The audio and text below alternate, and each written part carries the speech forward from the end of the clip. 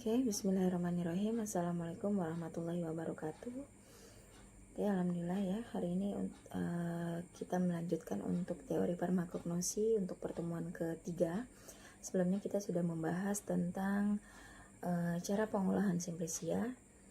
Nah, hari ini kita akan membahas tentang pemeriksaan mutu dari simplicia maupun ekstrak. Nah, jadi setelah proses penyiapan simplicia, nanti kita akan melakukan proses ekstraksi. Nah, jadi sebelumnya kita akan membahas tentang, sebelum ke ekstrak, kita bahas dulu untuk standarisasi simplicia dan ekstrak atau pemeriksaan mutu dari simplicia maupun ekstrak. Nah, tujuan dari standarisasi atau pemeriksaan mutu simplicia maupun ekstrak itu tujuannya adalah agar simplicia tersebut memenuhi syarat sesuai dengan Farmakope Indonesia atau MMI, Material Medika Indonesia, EFI, nah, atau buku-buku resmi yang disetujui oleh pemerintah. Nah, dengan maksud apa? Yaitu maksudnya adalah agar adanya keseragaman komponen atau senyawa aktif, kemudian keamanan, dan terjamin adanya kegunaan atau khasiat agar aman untuk dikonsumsi atau dipasarkan gitu ya, agar sediaan tadi ya, agar dapat agar simplicia atau ekstra tersebut dapat aman untuk diformulasikan ke dalam sediaan dan obat selalu tetap bermutu maupun terjamin khasiatnya. Dilakukan proses pemeriksaan mutu atau standarisasi simplicia maupun ekstrak tadi dilakukan pada saat penerimaan, pembelian, dan pengumpulan atau pada saat panen. Contohnya secara uji petik maupun secara acak. Nah, dengan cara sediakan untuk pemeriksaannya tadi, sediakanlah contoh-contoh pembanding agar terukur. Ya. Nah, pemeriksaan mutu simplicia, yang pertama kita membahas dulu, yang pertama adalah pemeriksaan mutu simplicia atau standarisasi dari simplicia.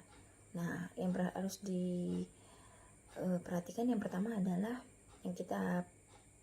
yang harus diketahui yang pertama adalah judul atau nama dari simplicia, kemudian uraian dari simplicia, kemudian nama daerah, kemudian yang keempat pemberian antara lain organoleptis, makroskopis, dan mikroskopis.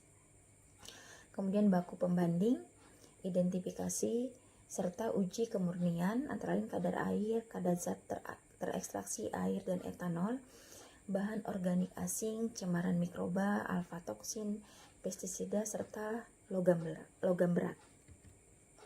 Kemudian susut pengeringan, kadar air, kandungan kimia, penetapan kadar, peringatan, serta wadah dan penyimpanan. Nah, kita bahas dulu yang pertama adalah judul atau nama dari simplicia yang akan kita lakukan pemeriksaan mutu dari simplicia tersebut. Nah, yang harus dituliskan adalah nama simplicia ditulis dengan bahasa Latin plus nama nasional atau nama dagang atau nama daerah yang populer. Contohnya di sini Curcume rhizoma atau rimpang temulawak, atau nama daerahnya adalah temulawak. Nah, uraian itu berisi tentang definisi atau paparan tentang tanaman, bagian tanaman yang digunakan, nama tanaman, suku, varietas, sinonim, dan nama lain jika ada. Kemudian selain itu dituliskan nama daerah, yaitu jumlah nama daerah yang mengindikasikan luas penggunaan atau pengenalan simplicia tersebut. Kemudian pemberian antara lain organoleptis yang terdiri dari warna, bau, rasa, ya, yang menggunakan panca indera. Kemudian secara makroskopis bentuknya simplicia atau rajangan, kemudian sifat dan keadaan fisik. Nah, untuk makroskopis ini bisa menggunakan secara visual atau mata telanjang gitu ya, kemudian dapat menggunakan lup atau kaca pembesar. Nah, kemudian selanjutnya secara mikroskopik, nah itu biasanya pada serbuk kering, kemudian dasar dan sifat anatomi organ tumbuhan seperti daun, kayu, klika, flos, biji, rimpang. Nah, untuk mikroskopis ini dapat dilakukan pemeriksaan dengan bentuk irisan atau serbuk yang dilihat pada menggunakan alat yaitu mikroskop. Nah, gunanya itu untuk melihat penyusun atau komposisi fragmen dan melihat karakteristik dari Simplicia tersebut. Nah, kemudian yang dapat memberikan informasi tentang kebenaran Simplicia dan dapat melihat adanya pengotor pada Simplicia tersebut. Nah, kemudian selain itu fragmen itu dapat melihat penggantian atau pemalsuan. Nah, dengan catatan dilihat dari pemeriksaan awal.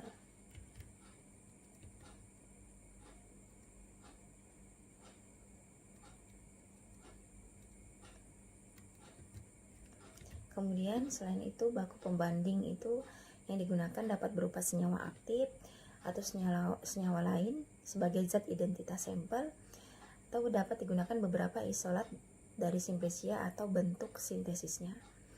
Nah, kemudian selanjutnya dapat dilakukan identifikasi kromatografi, yaitu uji pendahuluan Simplicia atau pendahuluan senyawa aktif atau senyawa atau zat identitas. Nah, kemudian selanjutnya uji kemurnian. Yang pertama ada kadar abu.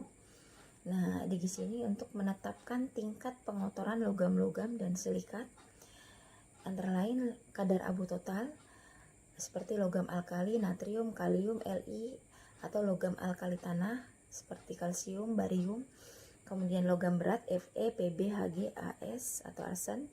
Kemudian dapat melihat kadar abu larut dalam air serta kadar abu tidak larut asam.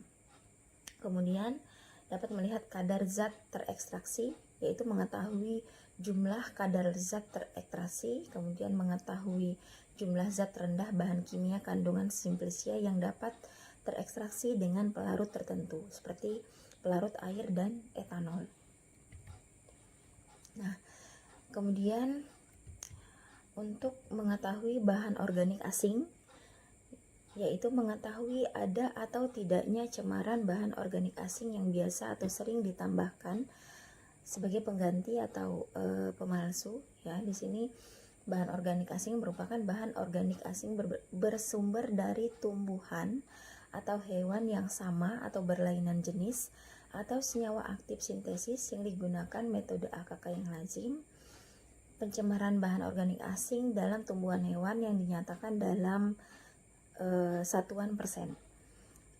Kemudian untuk mengetahui cemaran mikroba, jadi boleh ada kuman apatogen tetapi terbatas, atau tetapi tidak boleh mengandung mikroba patogen seperti Salmonella, Staphylococcus, Streptococcus, Vibrio cholera, Pseudomonas, Proteus, Shigella, dan Bacillus. Nah, kemudian adanya cemaran. Untuk mengetahui adanya cemaran alfa-toksin, dengan persyaratan kandungan alfa-toksin itu dia tidak tercantum dalam buku material medika Indonesia. Nah, sehingga dapat dilakukan dengan metode KLT atau kromatografi lapis tipis. Kemudian untuk mengetahui cemaran residu pestisida itu dapat dilihat persyaratan dari WHO.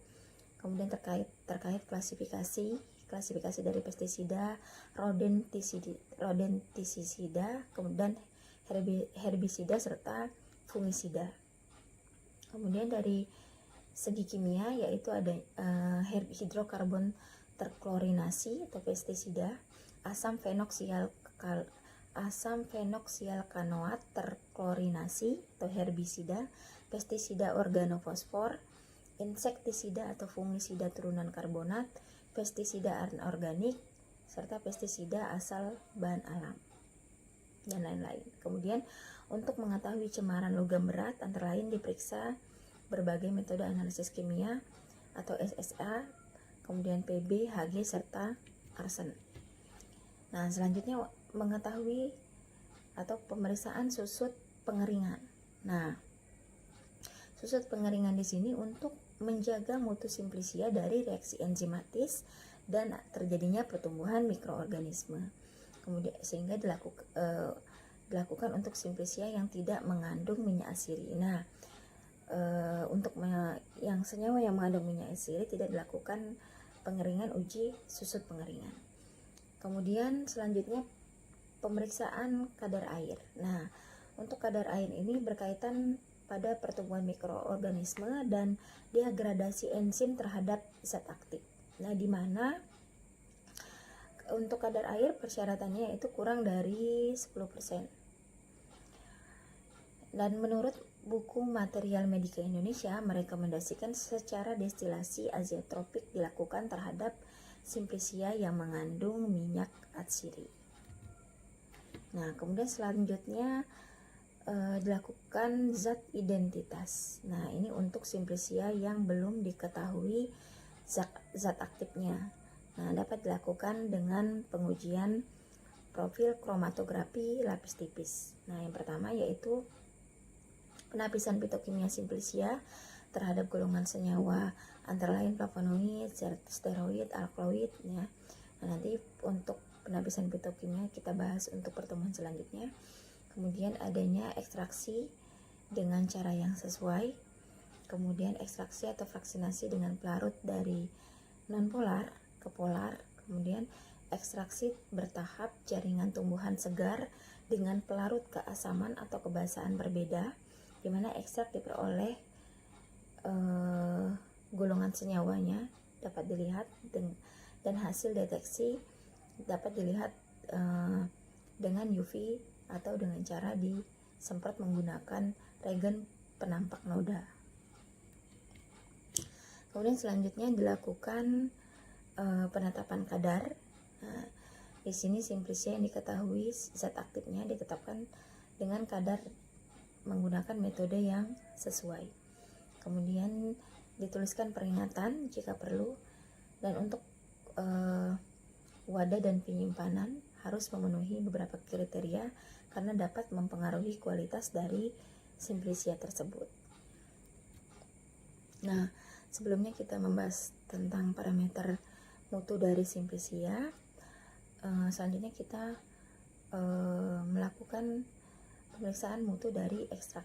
Untuk pengolahan ekstraksinya nanti kita akan bahas pada pertemuan selanjutnya. Nah, jadi sini kita membahas dulu tentang parameter ekstrak atau standarisasi dari ekstrak. Nah, untuk standarisasi ekstrak ini ada 3 cara. Pertama ada non-spesifik, antara lain yaitu susut pengeringan, bobot jenis, kadar air, kadar abu, sisa pelarut, sisa pestisida, cemaran logam borat, serta cemaran mikroorganisme. Kemudian secara spesifik itu ada secara identitas, secara organoleptis, dan mengetahui senyawa terlarut dalam pelarut tertentu. Kemudian yang ketiga ada parameter kandungan kimia yang dapat dilakukan yang pertama dengan cara pola kromatogram, kemudian kadar total golongan kandungan kimia, serta kadar senyawa kimia tertentu. Nah, faktor-faktor yang mempengaruhi pada mutu ekstrak yang pertama ada faktor biologi. Jadi mutu ekstrak itu dipengaruhi dari bahan asal atau budidaya atau kultivator atau tumbuhan liar. Yang pertama adanya identitas jenis atau spesies, keseragaman hayati yang dapat dikonfirmasi dari faktor internal atau genetik. Kemudian dapat dilihat dari lokasi tempat tumbuh, yaitu faktor eksternal antara lain dari lingkungan tempat tumbuh, yaitu dari tanah, atmosfer, kemudian interaksi energi seperti cuaca, suhu, cahaya, kemudian materi antara lain air dan senyawa-senyawa organik maupun anorganik. Nah, kemudian selanjutnya dari periode panen yang berkaitan dari dimensi waktu atau proses terbentuknya senyawa kimia, kapan kadar aktif optimal atau biosintesis, kemudian dikonversi, kemudian biotransformasi dan biodegradasi menjadi senyawa lain. Kemudian dari segi penyimpanan atau faktor eksternal yang dapat diatur menjadi stabilitas dan kontaminasi baik biotik maupun abiotik. Nah, kemudian selanjutnya yang tadi adalah faktor kimia, yang selanjutnya adalah faktor dari segi fisik, yaitu sama dengan faktor biologi dan yang kaitannya dengan terhadap kandungan kimia. Nah, di sini ada faktor internal dan eksternalnya. Faktor internal ini yang pertama adalah dari segi jenis senyawa aktif dari bahan alam dan komposisi kualitatif senyawa aktif. Nah, untuk faktor internal ini selain dari jenis senyawa aktif dan komposisi kualitatif senyawa aktif juga dapat dilihat dari komposisi kuantitatif senyawa aktif serta kadar total rata-rata senyawa aktif. Nah, kemudian dari faktor eksternal yang pertama yang harus diperhatikan yaitu adanya metode ekstraksi, kemudian perbandingan ukuran dan alat ekstraksi, kemudian ukuran, kekerasan, serta kekeringan bahan, kemudian pelarut yang digunakan, serta kandungan logam berat dan kandungan pestisida. Nah, senyawa kimia dalam ekstrak itu yang pertama yang diperhatikan adalah apakah asli dari tumbuhan asal pada tumbuhan, tidak berubah oleh preparasi simplicia maupun pada proses ekstraksi. Kemudian yang kedua, hasil perubahan senyawa asli, baik sifat fisika kimia yang biasanya sulit stabil, kemudian senyawa kontaminasi baik sebagai polutan, aditif proses atau merupakan senyawa eksogen, polusi ataupun residu proses, serta senyawa hasil interaksi antara senyawa asli, senyawa kontaminasi, dan senyawa perubahan. Nah, kita bahas yang pertama untuk parameter mutu simplicia. Yang pertama dari segi non spesifik. Yang pertama adalah pengukuran susut pengeringan. Nah, susut pengeringan yaitu sisa zat setelah pengeringan. Nah, ini dilakukan pada suhu 105 derajat Celcius selama 30 menit secara konstan dan dinyatakan dalam satuan persen. Nah, jika tidak mengandung minyak atsiri maka kandungannya adalah air. Nah, jadi susut pengeringan adalah bukan kandungan air tetapi sisa air gitu ya. Nah, sisa zat setelah proses pengeringan. Nah, makanya jika tidak mengandung minyak atsiri maka kandungannya adalah air. Nah, batasan maksimum besar senyawa yang susut pengeringan ini menunjukkan adanya batasan maksimum besar senyawa yang hilang pada proses pengeringan. Nah, kemudian yang kedua adalah bobot jenis. Nah, bobot jenis yaitu massa persatuan volume pada suhu kamar, yaitu pada suhu 25 derajat Celcius, dengan menggunakan alat yang digunakan untuk pengukuran bobot jenis itu menggunakan piknometer atau alat lain. Nah, yang sering digunakan adalah alat yaitu piknometer. Nah, ini digunakan untuk ekstrak cair atau ekstrak kental yang dapat dituang. Nah, bobot jenis ini menggambarkan gambaran kandungan kimia terlarut. Nah, kemudian selanjutnya adalah kadar air. Nah, kadar air yaitu batasan minimum kandungan air dalam bahan. Nah, ini menunjukkan kemurnian dan kontaminasi yang dapat dilakukan dengan titrasi langsung, kemudian titrasi tidak langsung, dan cara Karp-Fischer.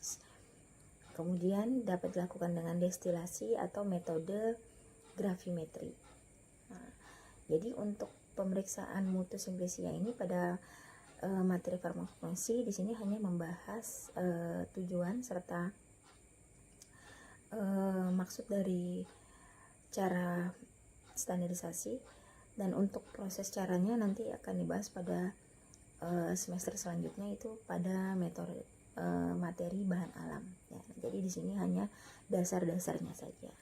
Nah, tadi ya, setelah susut pengeringan non spesifik tadi, susut pengeringan, kadar air, selanjutnya adalah kadar abu. Nah, kadar abu ini yaitu dengan cara dipanaskan ya. Nah, dimana senyawa organik itu akan terdestruksi dan menguap sehingga sisa ya menunjukkan sisa mineral dan senyawa anorganik. Nah, jadi kadar abu ini menunjukkan adanya gambaran kandungan mineral internal dan eksternal pada proses awal ekstraksi. Nah, dilihat adanya kemurnian dan kontaminasi. Nah, yang meliputi ada kadar abu total maupun kadar abu tidak larut asam. Kemudian selanjutnya sisa pelarut, di mana menunjukkan kandungan sisa pelarut biasanya dilakukan dengan kromatografi. Ini menunjukkan sisa pelarut ini menunjukkan adanya jaminan tidak adanya sisa pelarut dan untuk ekstrak cair kadar pelarutnya. Nah, jadi pada saat proses ekstraksi itu kan menggunakan pelarut. Nah, jadi pemeriksaan mutu sisa pelarut ini menunjukkan adanya jaminan bahwa tidak adanya pelarut yang tersisa pada ekstrak ya maupun simplisia untuk untuk ekstrak cair yang pengukuran ada tidaknya kadar pelarut. Metodenya untuk sisa pelarut ini bisa menggunakan metode destilasi dan kromatografi cair atau KGC. Nah, kemudian selanjutnya adalah sisa pestisida. Nah, sisa pestisida ini yaitu untuk menentukan kandungan sisa pestisida atau kontaminasi simplisia pada bahan awal. Nah, ini untuk melihat sisa pestisida ini bertujuan untuk jaminan bahwa ekstrak itu tidak mengandung pestisida yang lebih besar dari nilai batas toksis bagi kesehatan. Nah, metode analisis multiresidu pestisida, organoklor dan organofosfor sesuai Komisi Departemen Pertanian yang dimodifikasi.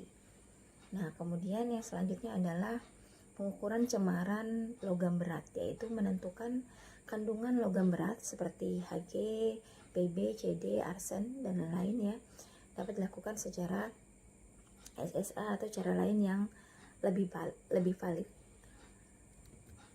Nah, kemudian selanjutnya cemaran mikroba, yaitu mengidentifikasi mikroba patogen dengan analisis mikrobiologis, yang dimana tujuan dari cemaran mikroba ini adalah untuk jaminan ekstrak bahwa ekstrak tersebut tidak mengandung mikroba patogen dan apatogen berbahaya bagi kesehatan. Nah, jadi simplisia maupun ekstrak itu tidak boleh adanya cemaran mikroba gitu ya.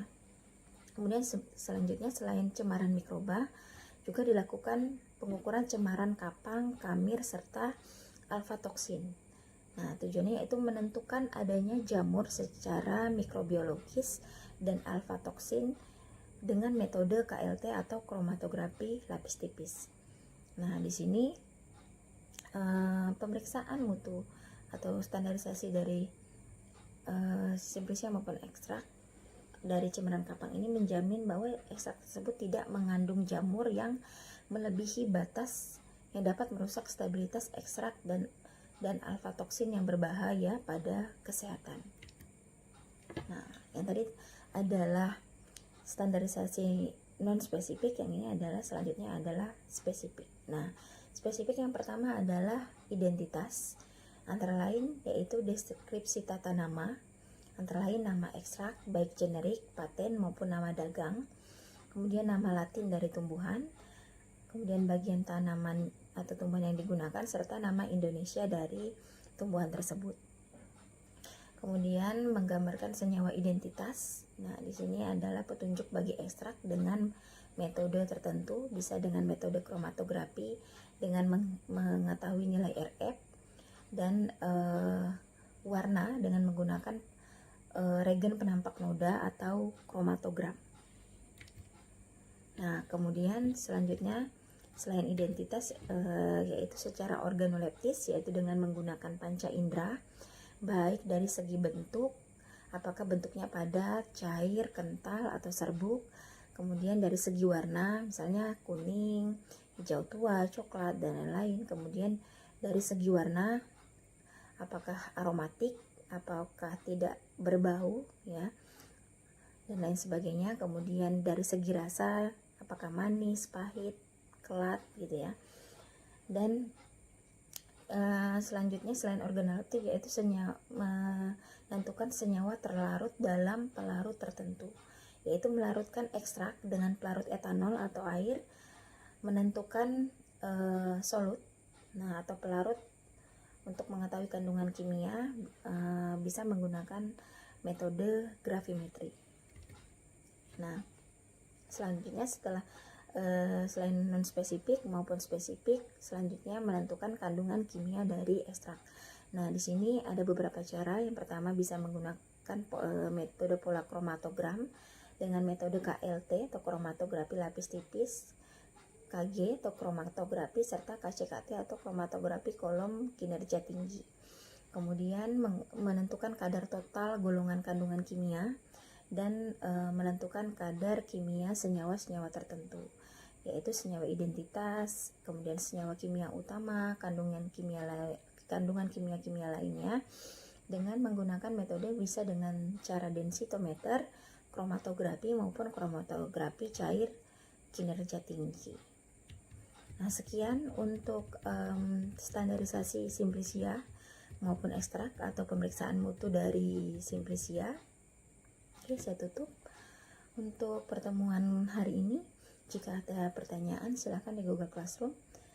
Oke, saya tutup. Saya ucapkan terima kasih. Wassalamualaikum warahmatullahi wabarakatuh.